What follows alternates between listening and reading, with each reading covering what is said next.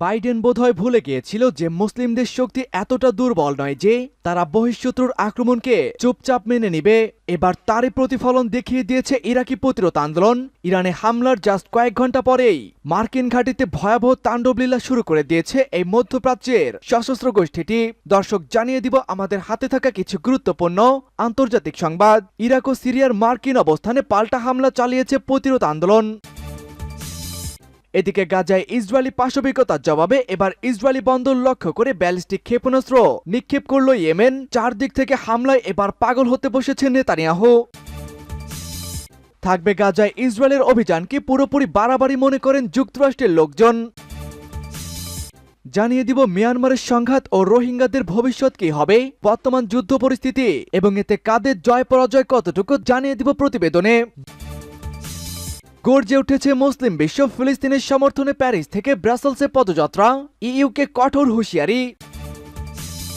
সর্বশেষ জানিয়ে দিব যুক্তরাষ্ট্রকে যুদ্ধের মুনাফাখোর বলে মনে করেন 90%-রও বেশি মানুষ। দর্শক, সংবাদের শিরোনামটি আমি মনে করি অত্যন্ত কার্যকর এবং এটি যথার্থ, কেননা ইসরায়েল ফিলিস্তিন যুদ্ধ এবং এ পর্যন্ত যতগুলো যুদ্ধ অনুষ্ঠিত হয়েছে আমরা সবগুলো ক্ষেত্রেই দেখতে পারছি যুক্তরাষ্ট্র সবসময় ক্ষমতাশালীদের পক্ষে থাকে এবং তাদের কাছে অস্ত্র বিক্রি থেকে শুরু করে তাদের যাবতীয় পণ্য বিক্রি করে তারা যুদ্ধের মধ্য থেকে মুনাফা লাভ করে। অন্যদিকে তাদের এই সহায়তার কারণে মারা যায় হাজার হাজার নিরস্ত্র মানুষ, যেটা আমরা গত ইউক্রেন রাশিয়া যুদ্ধের ক্ষেত্রে দেখতে পেরেছি। আবার এখানে ফিলিস্তিন ইসরায়েল যুদ্ধের ক্ষেত্রেও দেখতে পাচ্ছি। এই মুনাফেকি আচরণের কারণেই বাইডেন প্রশাসনকে ক্ষমতা থেকে পদত্যাগ করতে হবে এবং ধীরে ধীরে বিশ্ব রাজনীতি থেকে আধিপত্য কমে যাবে এই আমেরিকা সহ পশ্চিমাদের। ইতিমধ্যেই মধ্যপ্রাচ্য তাদের বুড়ো আঙুল দেখাতে শুরু করে দিয়েছে। দর্শক, এই আমেরিকা এবং পশ্চিমাদের নীতির ব্যাপারে তাদের কর্মকাণ্ড সম্পর্কে আপনার কি মন্তব্য সেটি জানিয়ে দিন আমাদের কমেন্ট বক্সে। শুনছিলেন সংবাদ শিরোনাম, এবারে জানিয়ে দিব বিস্তারিত। তার আগে আমাদের ভিডিওটিতে একটি লাইক দিন এবং চ্যানেলটি সাবস্ক্রাইব করে পরবর্তী আপডেট সংবাদ সবার আগে পেতে আমাদের সাথেই জুড়ে থাকুন।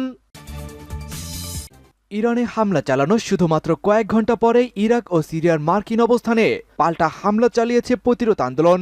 ইরাকের সশস্ত্র বিরোধী আমব্রেলা গ্রুপ ইসলামী প্রতিরোধ আন্দোলন ইরাক ও সিরিয়ায় বেশ কয়েকটি মার্কিন অবস্থানে হামলা চালিয়েছে। গতকাল ইরাক ও সিরিয়ায় এই গ্রুপের অবস্থানগুলোতে আমেরিকান বিমান হামলার প্রতিশোধ নিতে এই পাল্টা হামলা চালানো হয়েছে। আজ শনিবার ভোরে এক বিবৃতিতে ইরাকি প্রতিরোধ আন্দোলন বলছে তারা পশ্চিম ইরাকের আল আনবার প্রদেশে অবস্থিত মার্কিন বিমান ঘাঁটি আইন আল আসাদে ক্ষেপণাস্ত্র হামলা চালিয়েছেন। এছাড়া সিরিয়ার দক্ষিণ পূর্বাঞ্চলে জর্ডানের সীমান্তবর্তী আল তানাফ সামরিক ঘাঁটি এবং সিরিয়ার উত্তর পূর্বাঞ্চলীয় হাসকা প্রদেশের আল খাদরা গ্রামে অবস্থিত মার্কিন সেনা ঘাঁটিতে ক্ষেপণাস্ত্র ও ড্রোন হামলা চালিয়েছে। এর আগে 3টি মার্কিন সূত্রের বরাত দিয়ে বার্তা সংস্থা রয়টার্স জানিয়েছিল মধ্যপ্রাচ্যে মোতায়েন সশস্ত্র মার্কিন বাহিনী সেন্টকম ইরাকের 85টি স্থানে প্রতিরোধ আন্দোলনের অবস্থানে বিমান হামলা চালিয়েছেন।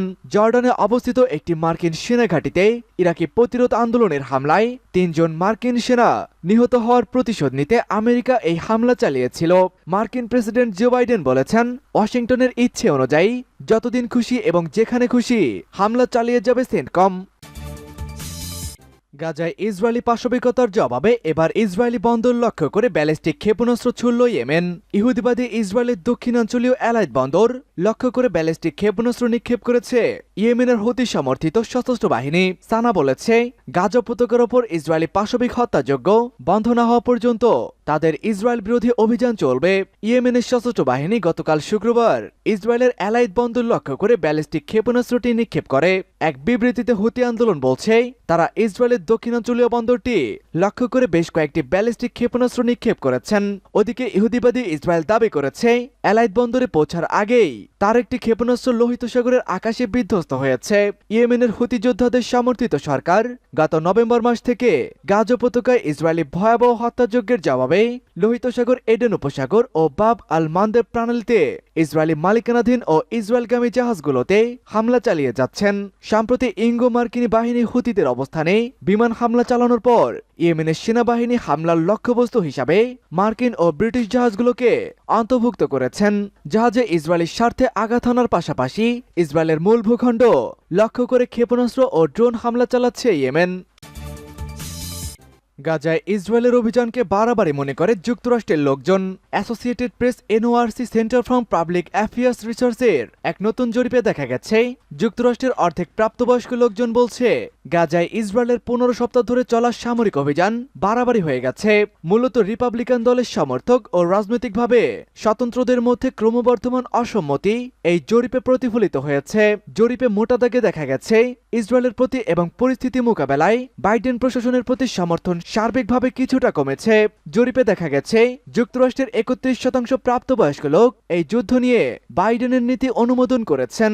ডেমোক্রেট দলের সমর্থকদের মাত্র 46% বাইডেনের নীতি অনুসরণ করেছেন। ইসরায়েলের প্রতি সমর্থনে যুক্তরাষ্ট্র ক্রমেই বিচ্ছিন্ন হয়ে পড়ছে।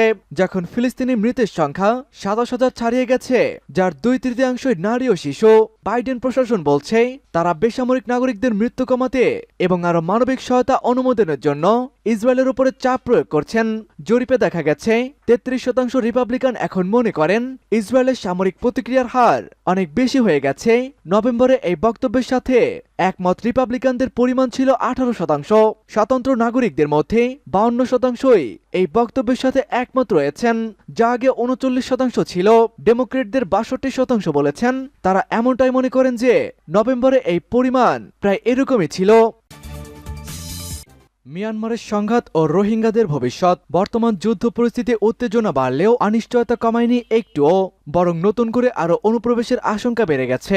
শুধু রোহিঙ্গাই নয়, আরাকানের রাখাইনরাও আসতে পারেন। বঙ্গোপসাগরের তীর ঘেঁষে নির্মিত মেরিন ড্রাইভ দিয়ে ছুটে চলছে গাড়ি। কক্সবাজার থেকে উখিয়া হয়ে টেকনাফ পর্যন্ত এই মেরিন ড্রাইভ 80 কিলোমিটার দীর্ঘ একটি সড়ক। উখিয়া আর টেকনাফের খুব কাছেই মিয়ানমারের অবস্থান। সে কারণেই বোধহয় গত কয়েক মাস ধরে মিয়ানমার জুড়ে গৃহযুদ্ধ আর সংঘাতের যে উত্তেজনা তার ছায়া পড়েছে বাংলাদেশের সীমান্তবর্তী এই উপজেলাগুলোতেও। এই সড়কের পাশে এক চায়ের দোকানে 1948 সালে স্বাধীনতা লাভ করে মিয়ানমার।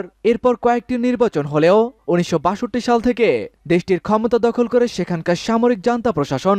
সর্বশেষ 2021 সালের 1 ফেব্রুয়ারিতে ফের সামরিক অভ্যুত্থানের পর দেশ জুড়ে জান্তা বিরোধী বিক্ষোভ শুরু হয়।